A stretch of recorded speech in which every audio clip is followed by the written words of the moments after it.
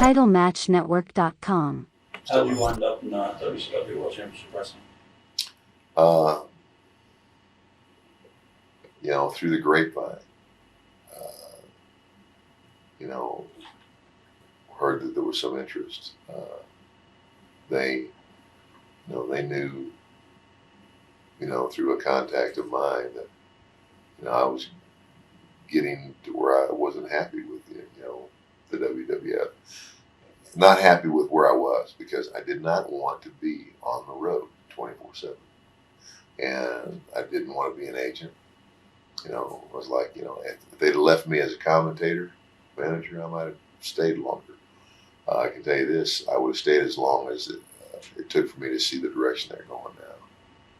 If I'd have been there when this other stuff started, when they started doing the demeaning things with the women and losing their tops and everything, I'd have said, look, I can't be a part of this. How would you compare McMahon and Bischoff? And also, at the time, I guess when you came in, there was a lot of stories going around about the politics of WCW being crazy. Is it as true as everybody says it is? Yeah, WCW is mass confusion. What happened with the run in WCW? My run? Right.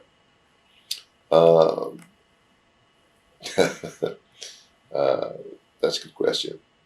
Well, I came in and was brought in, obviously because of copyright laws and everything, I could not be the $1 Million Man. Therefore, they wanted to keep me in the same persona. Of course, everybody knew that the $1 Million Man was Ted Dibiase, that the names were synonymous. So that was no big deal. So I would be the guy with the money behind the new group taking over. Here comes the bad guys to come in and run roughshod over WCW, or in essence, here come the stars of the WWF to show the WCW what it's all about. And of course, that lawsuit, the lawsuits just flew. Right. But as I got into that, and everything got kicked off pretty good when I came in. But as that began to get over, and it got over, and it got over, and it got over, and I don't know if it was Eric Bischoff's idea. I don't know if it was Hulk's idea.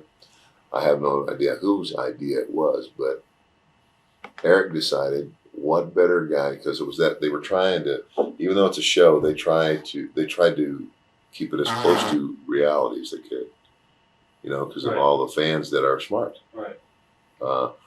So it's like, if we're really going to do this, if we were really going to do it, who's the best guy that went over? The guy running the company.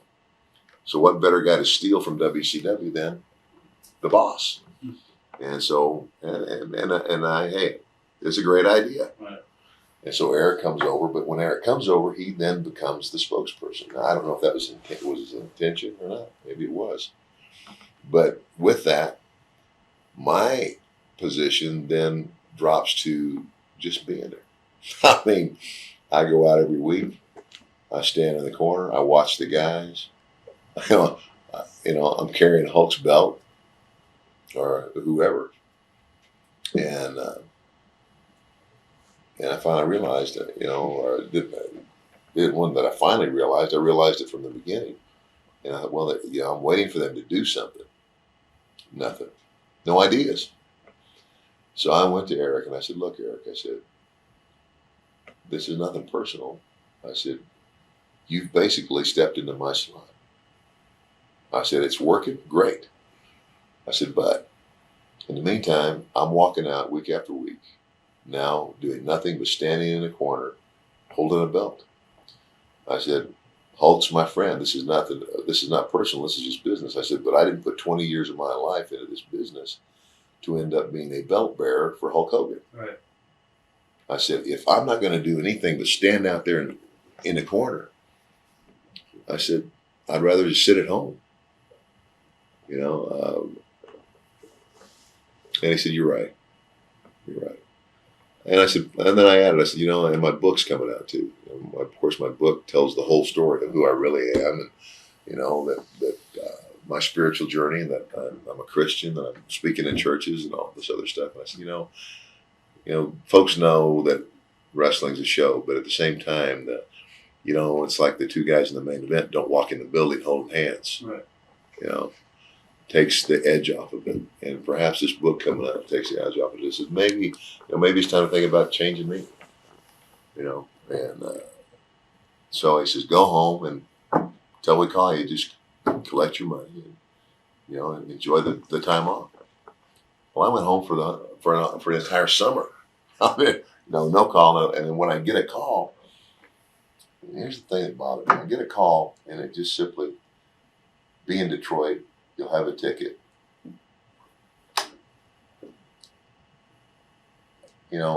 I was in the business for 25 years, on top for most of those years.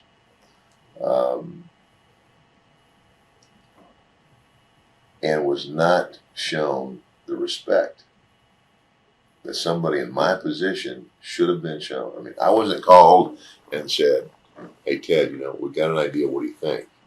Or this is what we'd like to do.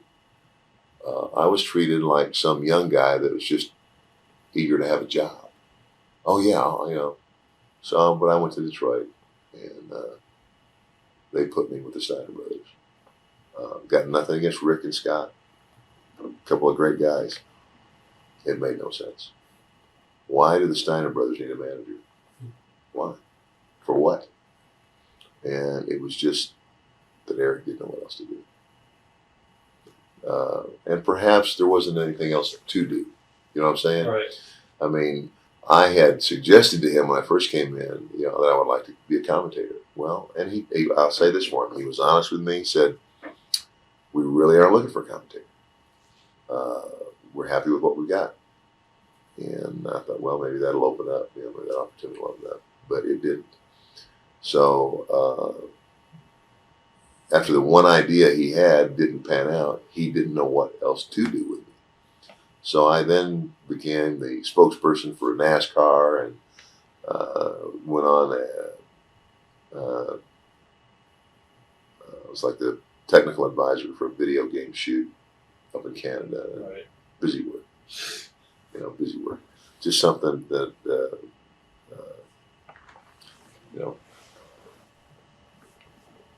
to allow me to collect my check, I guess. But I shouldn't complain. I got good money for 3 years and did almost nothing.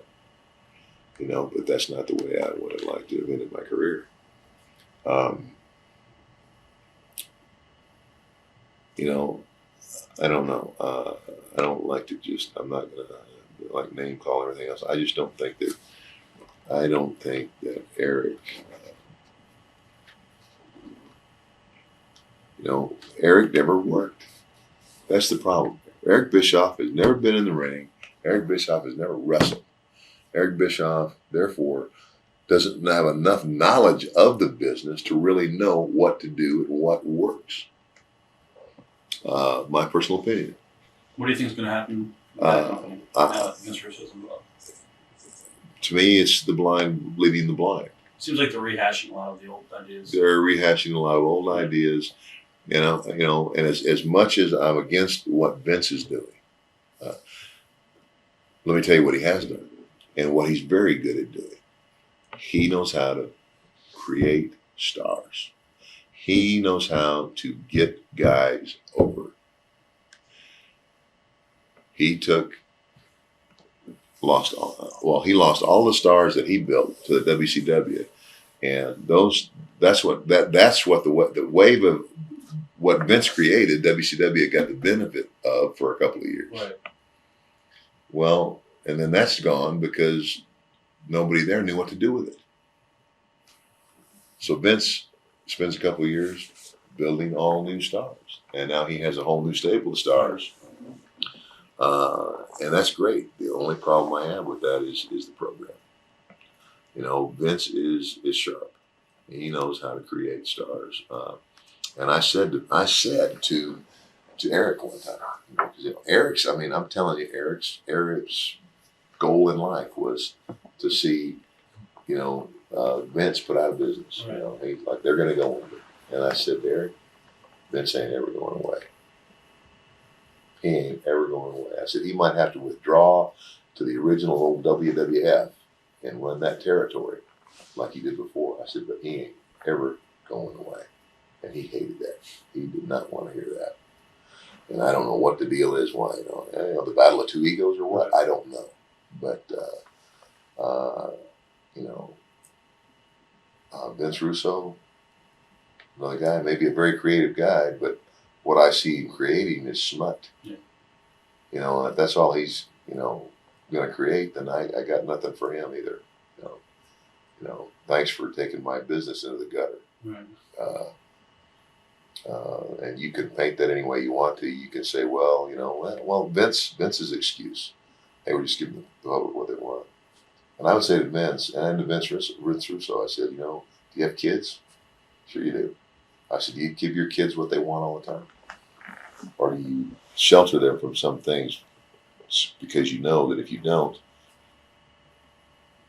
the outcome of what they're being exposed to is going to harm them? And I'm sure that the answer to that would be yes. So don't you feel some moral obligation to this country to shelter the kids from what they're seeing? And obviously they don't, and they're more interested in making money than the welfare of the country. And the cop-out is, hey, let their parents, and let the parents of those kids raise them. If you don't like us, turn us off. Well, that's just being politically correct.